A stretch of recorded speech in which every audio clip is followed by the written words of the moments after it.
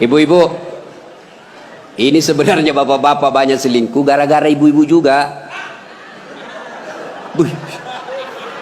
Bagaimana suamimu tidak selingkuh kalau kau marah-marah aja terus di rumah? Dia kira enak jadi suami nih ibu-ibu ini. Kira enak. Di kantor kita dimarah-marahi sama pimpinan. Di jalan macet, kadang-kala kehujanan. Ya, di warung kopi masuk WhatsApp tagihan. Sampai di rumah dimaki-maki lagi kita sama istri. Bagaimana kita tidak cepat sakaratil maut?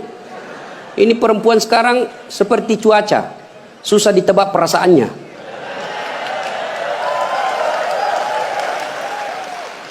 Dia kira enak laki-laki. Ibu, dengar ibu. Hui, ibu, bu, ada 4 perempuan yang menjadi penghuni api neraka. Dengar ini. Terancam ibu-ibu. 1, kata Nabi, mereka yang selalu bicara kasar sama suaminya. Apa kau anak muda, ada istrimu? Boleh marah sama suami bu, boleh marah manusiawi, tapi jangan memaki. Ini kalau marah la haula wala quwwata illa billah, keluar semua kebun binatang di mulutnya. Bagaimana kita betah di rumah kalau ngomel aja kerjanya? Jadi, bu, coba dengar itu laki-laki, coba lihat itu laki-laki. Kami pikir ibu bagaimana supaya ibu bisa pakai AC di kamar. Pak, kami pikir bagaimana supaya ibu bisa pakai emas pulang kampung dihargai sama keluarga. Kami pikir bagaimana supaya kalian bisa dibelikan mobil supaya tidak hitam kulitmu. Itu dipikir sama suamimu, makanya jangan suka marah-marah.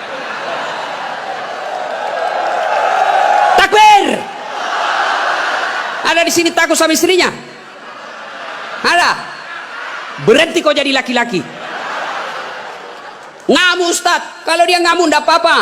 Dia pecahkan piring 1, pecahkan 1 lusin. Dia pecahkan semua. Kenapa? Piring, gelas boleh dibeli. Harga diri sebagai suami tidak boleh diinjak-injak istri. Takbir. Itulah yang takut sama istrinya. Oi bu, oi. 1, perempuan yang menjadi penghuni api neraka yang suka bicara kasar. Boleh marah tapi jangan memaki. Marah silahkan, manusiawi, tapi jangan memaki-maki. Goblok memang kau jadi laki-laki. Sudah goblok, hitam, gendut. Wah, ini penghuni neraka ini. Enak juga kalau kita pulang kampung, pulang rumah, capek kita tadi jual ikan, sampai di rumah disambut sama suami dengan senyuman. Bila kamu di sisiku, hati rasa syahdu. Tenang perasaan. Lah sudah bilang, bu, kalau ada duit saya belikan kau emas. Masuk lagi kamar suami, berantakan kamarnya, marah-marah, peluk suami kita sambil menyanyi. Insaflah wahai manusia, bila dirimu bernoda. Itu kan lagu-lagu ibu-ibu dulu, lagu-lagu nasihat, iya toh? Mungkin Tuhan mulai bosan melihat tingkah kita yang selalu salah dan bangga dengan dosa-dosa, atau alam mulai enggan bersahabat dengan kita. Coba kita bertanya pada rumput. Itu. Jadi kalau suaminya susah rezekinya, singgung dengan itu lagu. Mungkin kau banyak dosa. Itu lagunya ibu-ibu dulu. Sekarang lagunya ibu-ibu apa? Yo ayo, beleng-beleng. Senamlah dia di depan kantor bupati. Ibu-ibu di depan, bajunya sempit, roknya sempit. Bapak-bapak di belakang. Ibu-ibu di depan dah jadi pelatih. 1, 2, bapak-bapak di belakang. 3. Bagaimana enggak beleng-beleng semua ini? Putar ke kiri. Apa lagu-lagu begitu? Coba kalau salawat kayak tadi, nyaman perasaan. Ya, woi, ibu. 1, boleh marah, jangan memaki. 2, perempuan menjadi penghuni api neraka. Mereka yang membebani suaminya melebihi kemampuan suami. Suaminya gajinya cuma 4 juta, tapi gaya hidupnya 7 juta. Kayaknya banyak penderita di sini ya. Wah, hei, ibu-ibu, kenapa kita miskin? Karena kehidupan gaya hidup kita melebihi rezeki. Allah kasih rezeki 5 juta 1 bulan, tapi gaya hidupnya 8 juta. Akhirnya apa? Ngambil kredit, tidak bisa tenang. Coba kalau gaji kita 5 juta, gaya hidup kita 3 juta, insya Allah tenang perasaan. Kita miskin karena melebihi kemampuan kita. Maka suami kalau rezekinya 3 juta, jangan kau bebani. Ini kan tidak dibebani suaminya. Datanglah itu tukang kredit mobil. Bu, kalau ada mobil bu, tenang ibu. Ibu sudah tidak kehujanan. Pulang kampung nanti, ibu enak lagi. Satu keluarga, tidak perlu lagi naik PT-PT. Enak kan? Ini namanya penjual mobil, semua enak dia cerita. Dia tidak cerita bagaimana kalau kempes banyak, bagaimana kalau mogok mobilnya. Tidak ada cerita itu. Akhirnya apa? Usullah kepada suaminya, bang, masukin aja deh sertifikat rumah supaya kita bisa mobil. Akhirnya apa? Bulan pertama masih bisa dibayar cicilannya. Bulan kedua tidak bisa. Bulan ketiga 4 tidak bisa. Akhirnya apa? Diambil mobilnya. Sudah diambil mobilnya, diambil pula sertifikat rumahnya digadai. Mengamulah gara-gara kau yang tidak bersyukur ini. Maka jangan melebihi kemampuan suami. Ibu-ibu punya siku? Punya? Hoi, punya siku? Coba gigit sikunya bu. Coba. Kalau ada yang bisa gigit sikunya, saya kasih hadiah. Coba, mana bisa? Nah, itulah orang yang memaksakan suaminya melebihi kemampuannya. Dan yang ketiga, kata Nabi, orang yang akan menjadi perempuan penghuni neraka, mereka yang mempertontonkan auratnya di depan lelaki.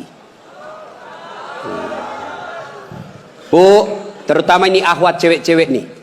Mari kita kerjasama. Kami laki-laki jaga mata, tolong kalian perempuan jaga akhlak. Biar kami setengah mati jaga mata, kalian gentayangan di jalan, habis amal kami bos. Pastilah dilihat. Barang bagus. Dia bilang dilihat, haram tidak dilihat. Barang bagus, maka solak-solak kok bos. Ya?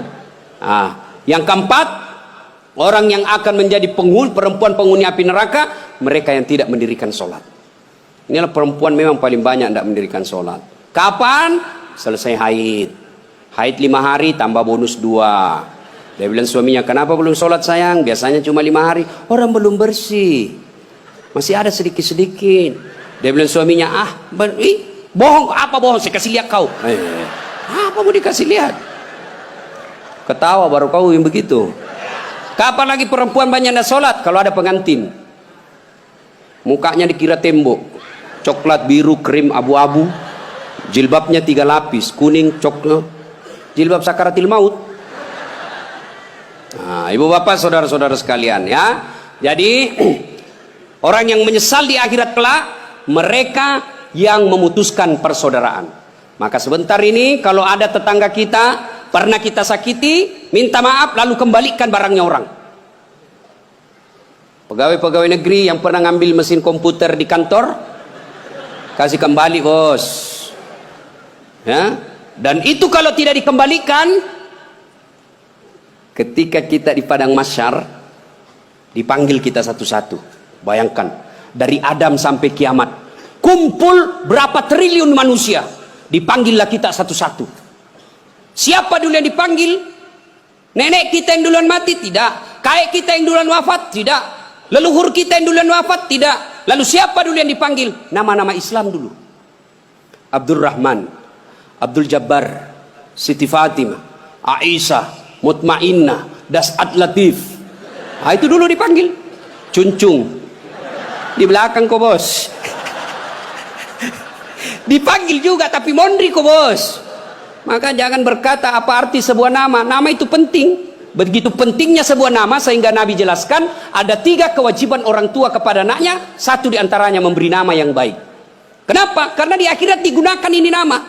Nama-nama Islam dulu. Tony, Johnny, Rudy, Ningsi, Nining. Dipanggil juga tapi di belakang bos. Habib Syekh, di depan. Das'at Latif, nomor 2. Bayangkan. Dipanggillah kita. Nah, orang bilang, apa arti sebuah nama?